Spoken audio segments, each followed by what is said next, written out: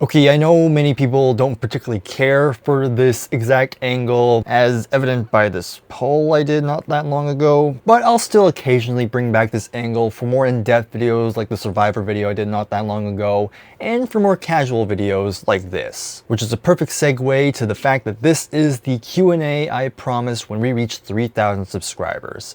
And I want to quickly say thank you for those who have left questions, and I left questions in many different areas. There was the original post I did leading up to the milestone, questions from the video I made a little bit ago, and even another little last minute post about 24 hours before I closed submissions. But for those who did, again, thank you very much for the questions. And because there's not too many, I think I can cover them all in this one video. So hopefully you were looking forward to this. And again, one more thing before I begin, but again, thank you for those who would help me reach 3,000 subscribers, and I look forward to what we have in store, and I really do appreciate the support. All right, let's go ahead and let's just jump into the first question. So the first question I'm going to read is from somebody named Carl, who is a big supporter of this channel, and what he wrote is, having watched your recent video on all the CDs you own, which is likely to be your favorite go-to musician or band to listen to? So I'm assuming this question is asking what are my go-to bands or artists if I'm in a casual mood? Like if I'm not in the mood to listen to like 2112 or Supper's Ready, like what is something I'm just gonna go to if I just want to chill out?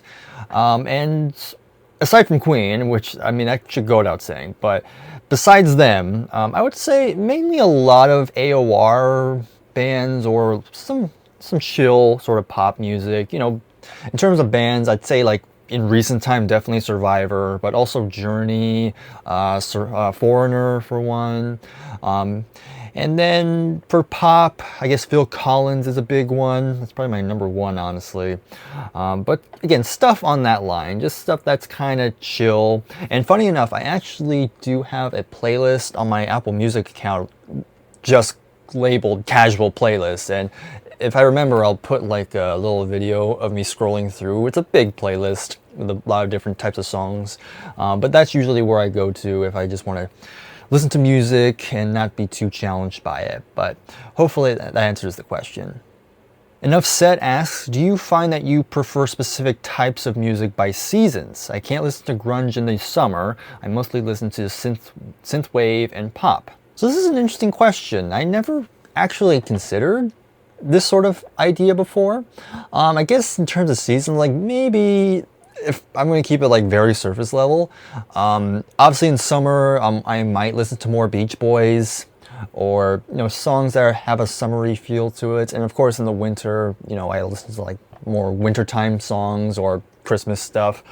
So if I'm going to keep it surface level, that's probably my answer. But yeah, I never really considered something like this, where you just flat out don't listen to a certain genre at a specific time of year.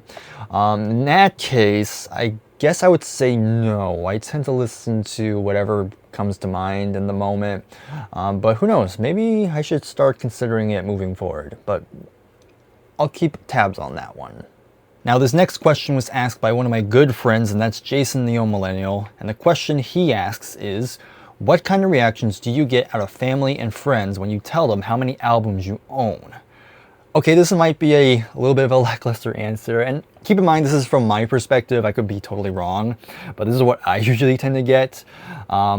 Usually the reactions I get are, oh, that's nice. That's basically it most of the time. I'm sure they do think it's pretty cool, but most of the time they're not as into music as much as me. So there's that. But you know, I have a couple uncles that are pretty cool with it. Because they also like music to an extent. I think a lot of them collect stuff as well. And actually, some of my CDs were from one of my uncles. And I made a video on this a long time ago. So, you know, occasionally I'll get more reactions than just yeah, that's cool. But most of the time, I'm usually not the one telling people. I don't know why that is. I think that's the shy part of me, who's kind of like doesn't like sharing too much about himself. But the person who has been the big promoter of my collection and of course this channel, gotta go out to my mom. Shout out to my mom, always being the person who's telling all her friends and all the family about what I do and what I collect. And yeah, it's basically her. She's making sure this channel gets viewed by people in her circle. So love you, mommy. You like being on camera, my boy? There, he's on video, mommy. You happy now? So the next question is from SQDLVR, and he simply asks, what do you prefer, records or CDs, and why? I mean, I think it's kind of obvious. And I don't know when this video is going to come out, either before or after the video where I did a whole guide on collecting, because I kind of briefly went over it. But yeah, I do prefer CDs personally. Again, I have records, so I'm not against it. But CDs is what I started with. It's what I'm used to. And there's just things about it that I prefer, like it's smaller, you can put more on the shelf, and you know, they're a bit cheaper than records, so you can get more for less. And you know, sound quality, again, totally fine with me. I don't really have a problem with the sound quality of CDs. People say, oh, it's too digital, but I don't really care. But yeah, CDs is generally my go-to. That's probably the main source of my music. I only get records if I love the album enough. So yeah, that's pretty much it. That's pretty much the main reasons why I prefer CDs. Okay, so we have quite a lot of questions from another big supporter of this channel and one of my Patreon members, and that is Ian. And I'm going to try and get through all the questions in one go. So first up, we have, do you have any Diamond albums? And penetrable to time and listening frequencies, not a weak track, perfect in every way, no skip tracks. Every time you listen to it, it's fresh and amazing. Yeah, and just a lot of shout outs like Moody Blues and Interpol. Interpol I've not heard of, and of course Moody Blues I know. In terms of Diamond albums, I don't have any Diamond albums. I have heard of the band name before, but I haven't really had any opportunity to listen to them yet. But maybe someday, so again, keep that in mind. And the next question, and this is kind of a longer one, but to kind of summarize it, talking about Frank Zappa and my experience with him. And I've mentioned before, I mean, I do have a little bit of Frank Zappa. I have a little bit of his albums, and I like some of it. I don't love everything, especially again the early period. I'm still not quite into, but his jazz fusion and prog phase in like the late 60s, like early mid 70s is, I think that's probably going to be my favorite period of him. But you know, I have nothing against him. I have good respect for him, but I don't know if I'm going to be a diehard anytime soon. Music critic, broadcaster, and record company founder Glenn A. Baker died yesterday at 73. His obit reported that he accumulated over 80,000 vinyl LPs and 30,000 CDs. And that's not a collection, that's a library. Bryer, what's your score and are you up for the challenge? In terms of my score, I guess in terms of records, I guess like sometime maybe 60, close to it or something like that. And then in terms of CDs, I think over like 2,300. So more than the average person, I guess. But am I going to get to that number? I don't know in terms of records. CDs maybe, but I don't know. I'm starting to lose a bit room in this room, so we'll see. But you know, never say never. And the last one that I'm going to say from Ian, and starts off by saying, I joined up in the low hundreds. Question for you, does any of today's music, say from 2020 onwards, compare in interest or quality to that from before 2020? My reading is that music has become increasingly robotic, paint by numbers, formulaic, samey. Not only is there no Led Zepp or Rush or Kate Bush or Queen or Van Halen or Tool or Radiohead, there's not even any Linkin Park or, God help us, Blink-182. What's your view? So this is something I've been saying quite a little bit in recent time, and this kind of keep it brief, but I'm trying really hard not to have these sort of view that's saying all the old stuff will always be the greatest, and then music, there's no good new music out today. Because I'm trying to change my mindset and say that there is always good music in every year. But if you really want to find some good stuff and stuff that you're gonna like, you have to do your own digging. And not saying people are lazy and they don't want to look because they're just so attached to the stuff that they grew up with. But yeah, sum it up. Again, I don't want to ramble too much, but essentially I'm trying to get rid of that mindset of saying old stuff is great, new stuff is bad, sort of mentality. Because I think that's it gets limiting after a while. And I just want to look into the current demographic and see if there's anything that's up my alley. I'm slowly doing that. I'm not perfect, so I'm not saying I'm a saint in that regard. But I'm slowly trying to be more inclusive to music of today. But in terms of comparing it, I try not to, because again, it's just completely different decades and different technology. So of course, it's not going to sound the same. But yeah, that's basically my 2 cents in the matter. But that's just me. But again, shout out to you, Ian, for all the comments. I really appreciate the support you've given this channel. And in fact, you've been here since the low hundreds. That means a lot. So someone named Dwayne left a couple questions, and those questions are, how long have you been a Queen fan? Ever thought of getting into the music of Charlie Daniels Band and Blues Travelers? And thoughts on today's music compared to 80s music? So I kind of already answered the last one, so I'm not really going to go into that one. But in terms of the other two, so I'll talk about the second one real quick. Yeah, I'm totally open to checking out Charlie Daniels Band and Blues Traveler. Of course, with Charlie Daniels Band, of course, I know Devil went down to Georgia, or I think I butchered the title, but something on that lines. I know that song, but not much else beyond that. So I'm definitely curious to check out more of his stuff. And I have not heard anything from Blues Traveler, but again, I've heard of the name. So yeah, I'm totally open for them. Just leave some suggestions and I'll try to get into them as soon as I can.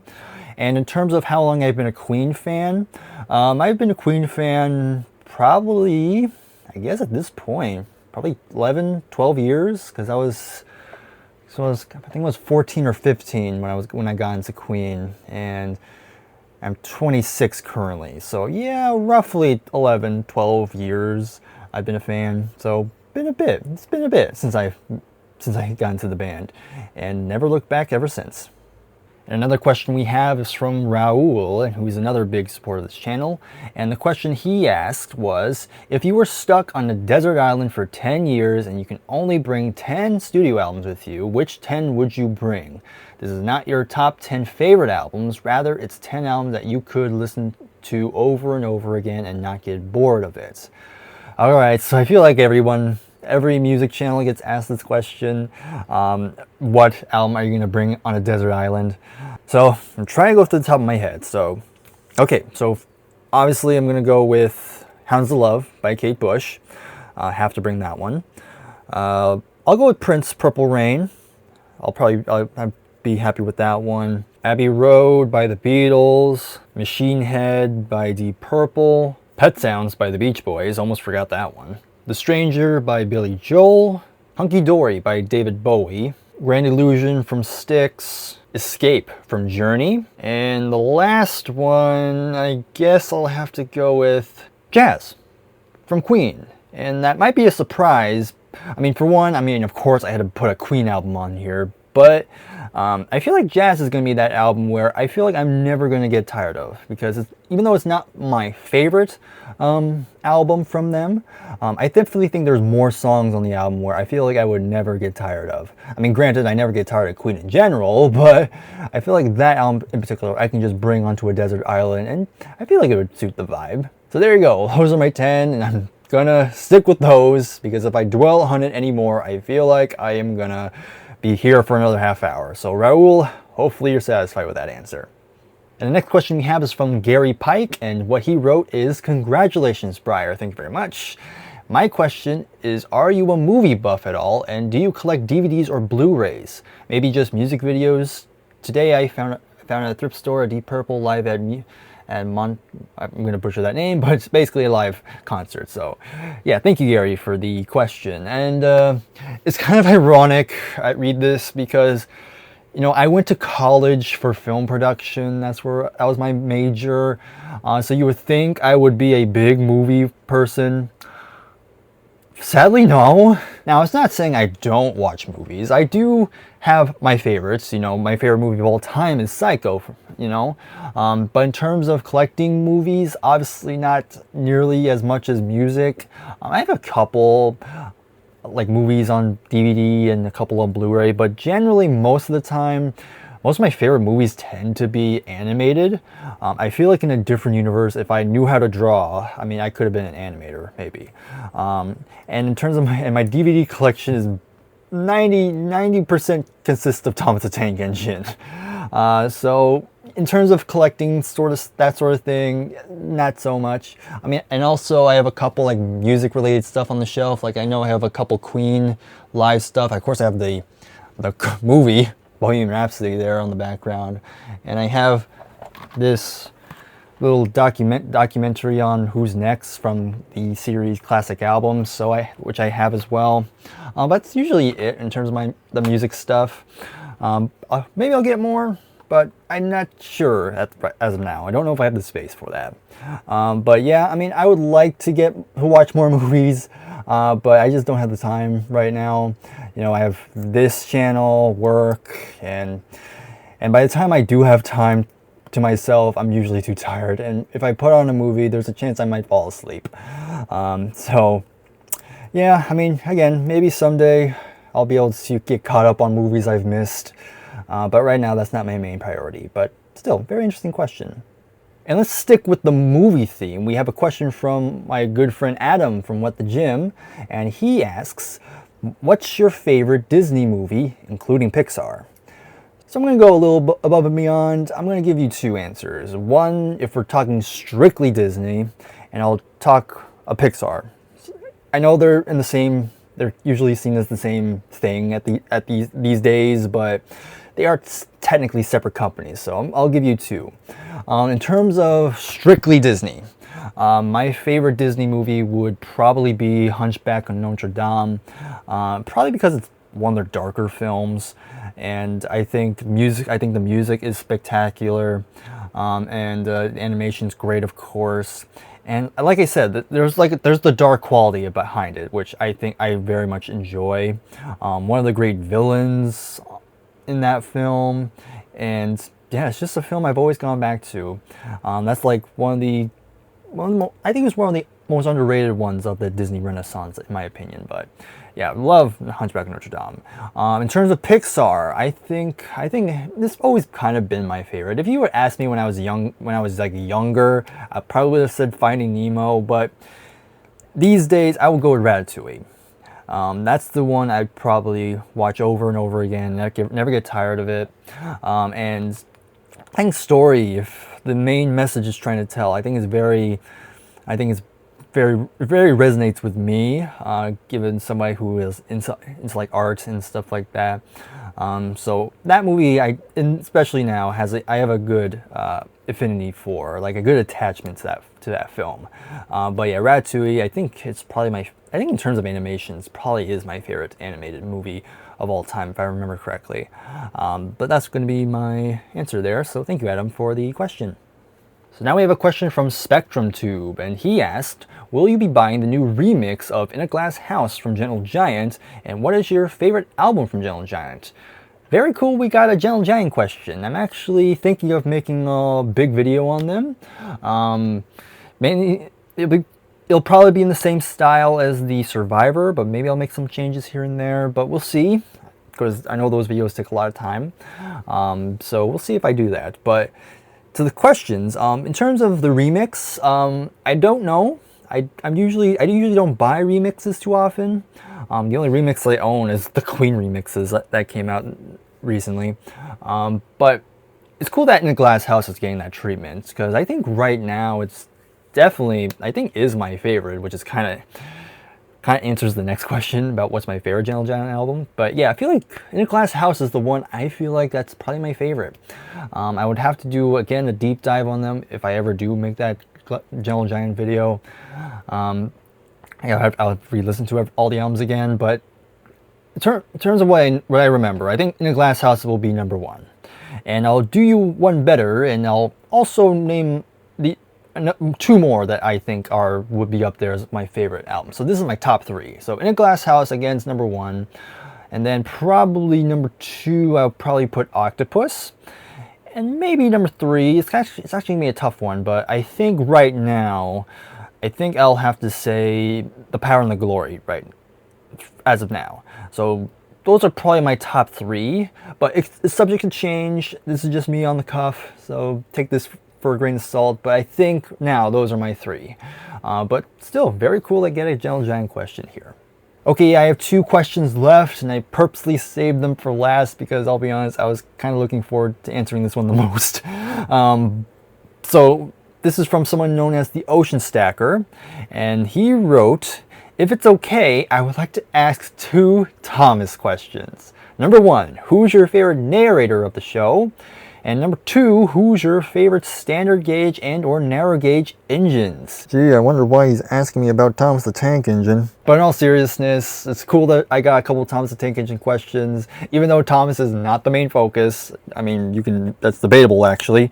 But even though I made only a couple videos on Thomas the Tank Engine, it's cool that I got a few asking me about it. So anyway, in terms of the first question, my favorite narrator is going to be biased because I'm American, so my favorite narrator is got to be George Carlin. I know some of my older viewers are like, what? George Carlin narrated Thomas the Tank Engine? Yeah, he did. He was on Shining Time Station, he played Mr. Conductor, and yeah, he was always playing growing up. You know, growing up I used to have VHS tapes of Thomas the Tank Engine, and of course DVDs came later, so I always heard his narration.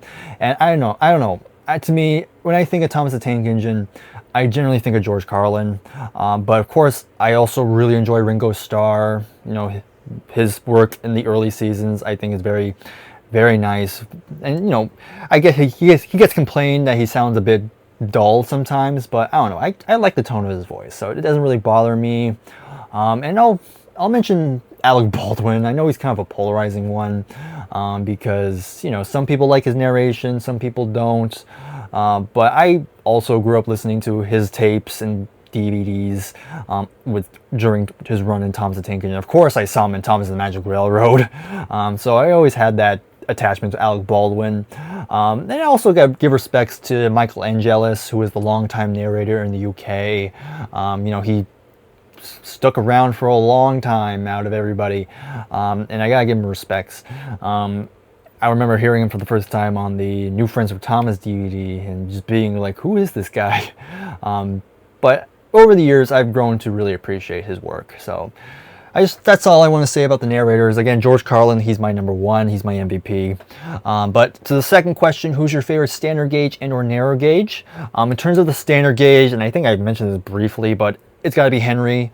Henry has always been my favorite character. You know, I love green. You know, he's a big green engine, and his whole character arc, especially in the classic era, you know, I think is very, very nice. Just talking about battling through adversaries that's not in your control and still overcoming it, and the whole nature aspect of him I really like a lot. So I've always loved Henry. He's always going to be my favorite character. But in terms of the narrow gauge, I think I'm going to go with Peter Sam. I've always loved Peter Sam. I don't know why, I just loved his design. I think that's the big thing when I was younger. I just loved how he looked. And you know, his stories I always enjoyed, like Peter Sam and the Refreshment Lady. Then, you know, his whole, I guess, little mini arc with his funnel coming off I've always found memorable.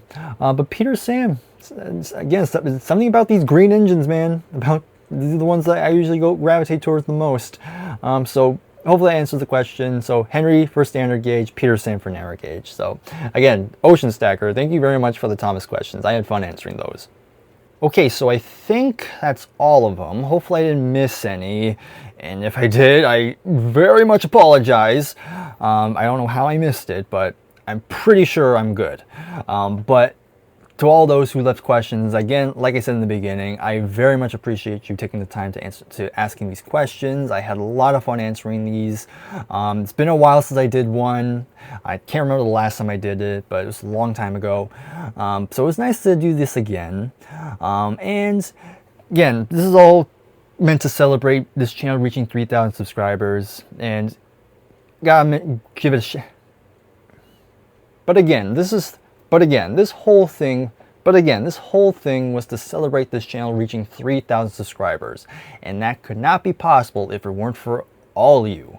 Whether you ask the question or not, again, as long as you're enjoying the content, you're liking the videos, and you're showing your support, then that's all that matters. It's all you we are at this point. And of course, we're going to keep growing, we're going to keep building it, because I think we have good stuff in the works here, and I'm looking forward to share all the new stuff I have in store for you all. But hopefully you enjoyed this Q&A. If you did, please give the video a like, subscribe to the channel if you are new, and if you want me to do a Q&A again at some point, again, feel free to let me know, and we'll see if we can make it work.